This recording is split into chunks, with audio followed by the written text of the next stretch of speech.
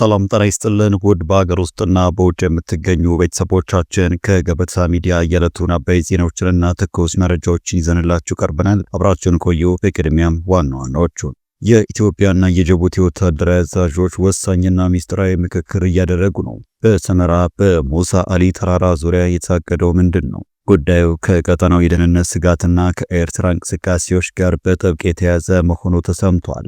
ይዘነዋል። ዩናይትድ አረብ ኤምሬትስ ኢትዮጵያን እጅግ ዘመናዊ መሳሪያዎችን እስከ አፍንጫዋ እያስታጠቀች ነው።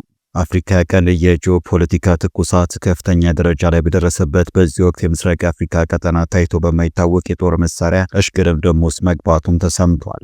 በተለይም በሶማሊያ በኢትዮጵያና በሱዳን መካከል እየታየ ያለው ወታደራዊ እንቅስቃሴ ቀጠናው ወደ አዲስ ውጥረት ከቶታል። አስፈሪውን አካሄድ በተመለከተ የምንነግራችሁ ይኖረናል። በሌላ በኩል ከትግራይ ክልል አስደንጋጭ መግለጫ ተሰጥቷል። በትግራይ ክልል የሚንቀሳቀሱ 6 የፖለቲካ ፓርቲዎች በወጡት የጋራ መግለጫም የትነግ ቡድን ከኤርትራው የሻዕቢያ መንግስትና ከሌሎችም የክልሎች ታጣቂዎች ጋር ህገወጥ ወታደራዊና ፖለቲካዊ ጽምዶ በመፍጠር ትግራይን ህልውና ለአደጋ አጋልጧል ሲሉም ከሰዋል። ፓርቲዎቹ ህወሓት በትግራይ የሚገኙ የፖለቲካ ኃይሎችን፣ የማህበራዊ ሚዲያ አንቂዎችንና የጸጥታ አመራሮችን እያፈነ መሆኑን በመጥቀስ ድርጊቱ ክልሉን ወደ አዲስ የእርስ በርስ ጦርነት ሊከት እንደሚችል አስጠንቅቀዋል። እስከ ዝግጅታችን ፍጻሜ አብራችሁ ስትቆዩ የምታደምጡት ሌላኛው ጉዳይ ነው።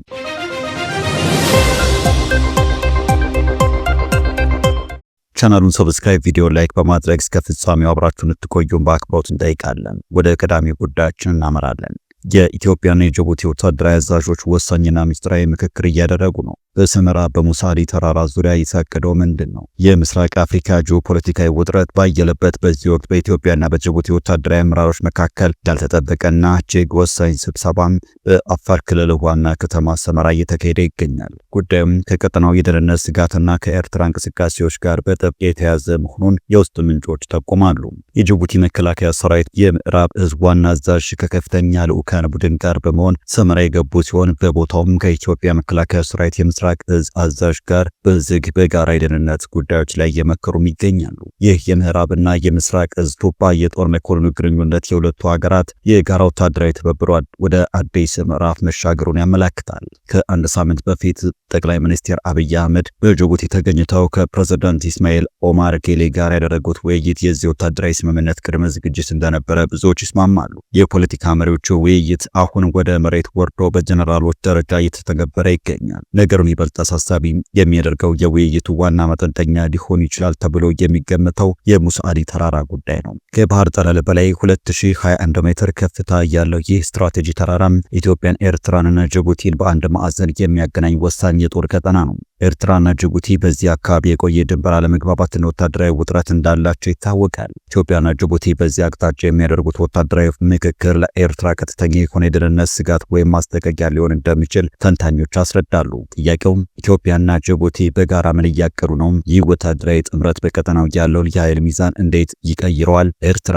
ለዚህ እንቅስቃሴ ምን አይነት ወታደራዊ ዝግጅት ታደርግ ይሆን የሚለው ይጠበቃል። በቀጣይ መረጃችን ዩናይትድ አረብ ኤምሬትስ ኢትዮጵያን እጅግ ዘመናዊ መሳሪያዎችን እስከ አፍንጫዋ እያስታጠቀች ነው። የአፍሪካ ቀንድ የጂኦፖለቲካ ትኩሳት ከፍተኛ ደረጃ ላይ በደረሰበት በዚህ ወቅት የምስራቅ አፍሪካ ቀጠናም ታይቶ በማይታወቅ የጦር መሳሪያ እሽቅድምድም ውስጥ መግባቱም ተነግሯል። በተለይም በሶማሊያ በኢትዮጵያና በሱዳን መካከል እየታየ ያለው ወታደራዊ እንቅስቃሴ ቀጠናውን ወደ አዲስ ውጥረት ከቶታል። ሶማሊያ ከተባበሩት አረብ ኤምሬትስ ጋር የነበራትን ወታደራዊ ስምምነት በድንገት መሰረዟን ተከትሎ የተባበሩት አረብ ኤምሬትስ በሶማሊያ ምድር ያከማቸችውን ዘመናዊ የጦር መሳሪያና ሎጂስቲክስ በአስቸኳይ ለማንሳት ተገድዳለች። አስገራሚው ክስተት ግን ኤምሬት ይህንን ግዙፍ ወታደራዊ ቁሳቁስ ከሶማሊያ ወደ ሀገሯ ብቻ ሳይሆን የተወሰነውን ክፍል ወደ ኢትዮጵያ ማጓጓዝ መጀመሯ ነው። ይህ እርምጃ በኢትዮጵያና በኤምሬት መካከል ያለውን እየጠበቀ ወታደራዊ ትብብር እንደገና ያረጋገጠም ሆኗል። በቀጠናው የኃይል ሚዛን ላይ ትልቅ ተጽዕኖ እንደሚኖረውም ይጠበቃል። በሌላ በኩል የሱዳን የውስጥ ጦርነት ወደ አደገኛ ደረጃም ተሸጋግሯል። የሱዳን የስለላ ምንጮች እንደጠቆሙት ከወታደራዊ መንግስት ጋር ከፍተኛ ጦርነት ውስጥ የሚገኘው የፈጥኖ ደራሽ ጦር አርኤስኤፍ አቅሙን በከፍተኛ ደረጃ ለማሳደግ 6 ዘመናዊ የጦር ጀቶችን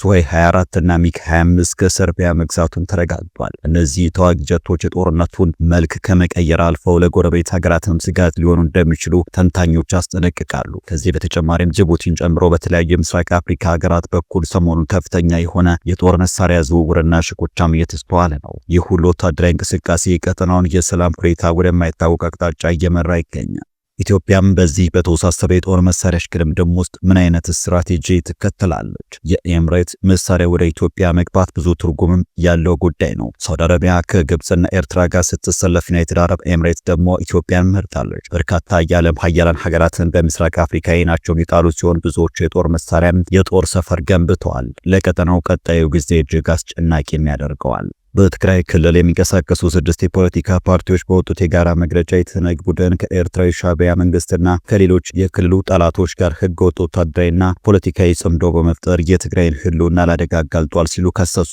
ፓርቲዎቹ ህወሓት በትግራይ የሚገኙ የፖለቲካ ኃይሎችን፣ የማህበራዊ ሚዲያ አንቂዎችና የጸጥታ አመራሮችን እያፈነ መሆኑን በመጥቀስ ድርጊቱ ክልሉን ወደ አዲስ የእርስ በርስ ጦርነት ሊከት እንደሚችል አስጠንቅቀዋል። ብሔራዊ ባይቶ አባይ ትግራይ፣ ባይቶና ውድብ ነጻነት ትግራይ፣ አረና ትግራይ፣ ሳልሳይ ወያኔ ትንሳኤ ሰብአ እንደርታና ውድብ ወለዶ ትግራይ በጋራ በሰጡት በዚህ መግለጫ በትግራይ ሁሉንም ፖለቲካዊ ኃይሎች የታጠቁና ያልታጠቁ ያካተተ አካታች የሽግግር መንግስት እንዲመሰረት በተደጋጋሚ ጥሪ ቢያቀርቡም በትህነግ እምቢተኝነት ሂደቱ መደናቀፉን ገልጸዋል። ፓርቲዎቹ ህወሓት ስልጣንን በብቸኝነት ለመቆጣጠር ሲል ትግራይን የማፍረስ ስራ ተያይዞታል ሲሉም ወንጅለዋል። የትግራይ ጉዳይ በትግራይ ተወላጆች እንዳይወሰን፣ የትግራይ ብሔራዊ ጥቅም እንዳይረጋገጥና ወደ ትጥቅ ትግል የገቡ ኃይሎች ወደ ሰላማዊ የፖለቲካ ትግል እንዳይመለሱ ቡድኑ መሰናክል ሆኗል ብለዋል። ይህ አካሄድ በክልሉ የተፈጠረውን ሁለንተናዊ ቀውስ ይበልጥ እያባበሰው መሆኑንም አክለዋል። በተለይም የህወሓት ቡድን የትግራይን የፖለቲካ ምህዳር ለሰላማዊ ትግል ዝግ በማድረግ ቀደም ሲል የዘር ማጥፋት ወንጀል ከፈጸሙና የትግራይ ህዝብ ቀንደኛ ጠላቶች ከሆኑት የሻዕቢያና የፋኖ ኃይሎች ጋር ወታደራዊ ቅንጅት ፈጥሮ እየተንቀሳቀሰ መሆኑን መግለጫው በዝርዝር አስፍሯል። ይህ የሻዕቢያ ጣልቃ ገብነት ትግራይ እንዳገር የግርግርና የጦርነት ማዕከል ለማድረግ የታለመ አደገኛ እንቅስቃሴ ነው ሲሉ ፓርቲዎቹ ኮንነውታል። የሻዕቢያ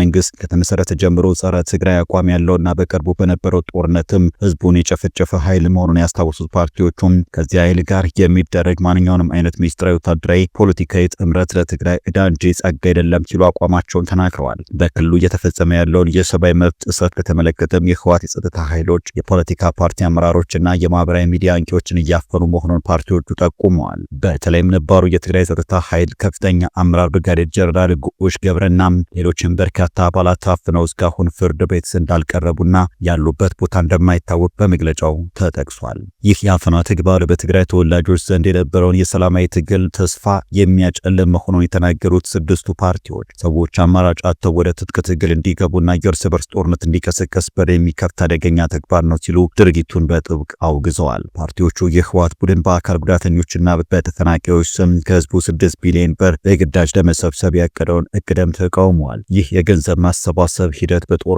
የደቀቀውን የትግራይ ኢኮኖሚ ሙሉ በሙሉ የሚሰብርና ህዝቡን ወደ ከፋ መከራም የሚከት ለገዢዎች እጅ መንሻ የሚውል ነው ብለዋል። ህዝቡ አንከፍልም በማለት ብሔራዊ እምቢተኝነት እንዲያካሄድ ጥሪ ያቀረቡት ፓርቲዎቹ ቀደም ሲል በተመሳሳይ ስም የተሰበሰበ ገንዘብ ለታለመለት ዓላማ አለመዋሉንና ቡድኑ በገንዘብ ረገድ የማይታመን መሆኑን በተደጋጋሚ መረጋገጡን አስታውቀዋል። 6ቱ የፖለቲካ ፓርቲዎች በትግራይ ያለውን አምባገነናዊ አፈና ለመታገል ቆርጦ መነሳታቸውንም ህዝቡንም በሚቀጥሉት ቀናት በሚያደርጉት የተጠናከረ የፖለቲካ ትግል ከጎናቸው እንዲሰለፍ ጥሪ በማቅረብ መግለጫቸውን አጠቃለዋል። በመጨረሻም ኢትዮጵያም ፍርደኞችን ለመለዋወጥ ከቻይና ጋር ያደረገችው ስምምነት በፓርላማ ጸደቀ።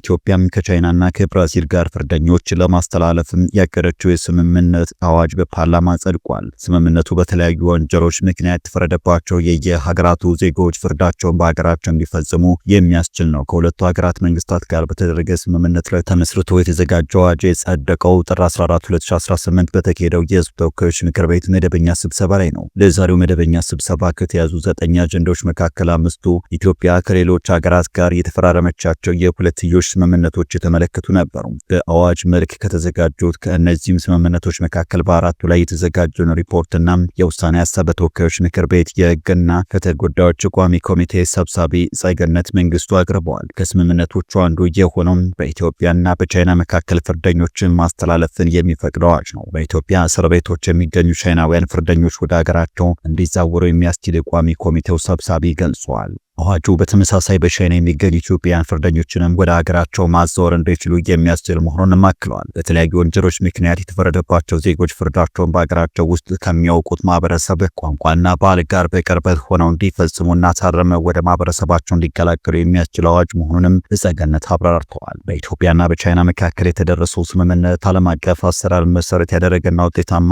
የሆነ ፍርደኞችን ሰብአዊ መብት የጠበቀ ትብብር ማድረግ የሚያስችል መሆኑን የቋሚ ኮሚቴው ሰብሳቢው አስረድተዋል። በአዋጁ ላይ ጥያቄ ከሰነዘሩ ሁለት የፓርላማ አባላት አንዱ የሆኑት ኡስታዝ ካሚል ሸምሱ ስምምነቱ በሁለቱ ሀገራት እኩል ተፈጻሚ መሆኑን በተመለከተ ጥያቄ አንስተዋል። ዓለም በአሁኑ ሰዓት በሕግ ሳይሆን በኃይል እየተመራች መሆኗን የጠቀሱት የግል ፓርላማ ተመራጭ ኡስታዝ ካሚል በቻይናና በኢትዮጵያ መካከል ካለው የኃይል ሚዛን ልዩነት አንጻር እኩል ተፈጻሚነት ይኖረዋል ወይ ሲሉ ጠይቀዋል። አዋጁ ከዲፕሎማሲ የዘለለ ፋይዳ አለው ወይም የሕግ ታራሚነቱ ምን ያህል ነው ሲሉም ተከታይ ጥያቄም ሰንዝረዋል። ጥያቄዎቹ ምላሽ የሰጡት ቋሚ ኮሚቴው ሰብሳቢ ጸገነት አዋጁ ፍርደኞቹ ወደ ሀገራቸው ሲመለሱ ይለቀቃሉ የሚል አንድምታ እንደሌለው አንስተዋል። ፍርደኞችን ለመለዋወጥ ህጋዊ ስምምነት ያስፈልገው ለአሰራር ምቾት በማሰብ እንጂ አስቀድሞ በዲፕሎማሲ መንገድ እስረኞችን የማስተላለፍ ስራ ሲከናወን እንደነበር አስታውሰዋል። በአንድ ተቃውሞ በአብላጫ ድምፅም የጸደቀው አዋጅ ናዝራዊትን ወደ ኢትዮጵያ ለመመለስ እድል ይከፍታል ያሉት የፓርላማ ቋሚ ኮሚቴው ሰብሳቢዋም የቻይና ዜጎችም ወደ ሀገራቸው ተመልሰው በሚያውቁት ቋንቋ በሀገራቸው በማህበረሰባቸው ውስጥ ፍርዳቸውን እንዲጨርሱ የሚያስችል መሆኑን አብራርተዋል። አዋጁ ፍርደኞችን ልቅ ሆነው እንዲለቀቁ የሚያደርግ አይደለም ሲሉም ጸገነት ተናግረዋል። ቻይናውያን ዜጎች ከኢትዮጵያ መንግስት ይቅርታ ካልተደረገላቸው በስተቀር ፍርዳቸውን ሳይጨርሱ ሊለቀቁ እንደማይችሉም የቋሚ ኮሚቴው ሰብሳቢዋ አጽንኦት ሰጥተዋል። ይህን ሁኔታ መቆጣጠርና ክትትል ማድረግ በተፈለገ ጊዜ ወደ ቻይና በመሄድ ወይም በኤምባሲ በኩል እስረኞችን መጎብኘት የሚቻልበት ስርዓት መኖሩን የገለጹት ጸገነት ለቻይና መንግስትም ይኸው ሂደት በተመሳሳይ እንደሚሰራ አስረድተዋል። ውድ ተመልካቾቻችን ለዛሬ ያዘጋጀንላችሁ አበይት ዜናዎች እነዚህ ነበሩ። ገበታ ሚዲያን ሰብስክራይብ በማድረግ ቤተሰብ ይሁኑ። ጤና ይስጥልን።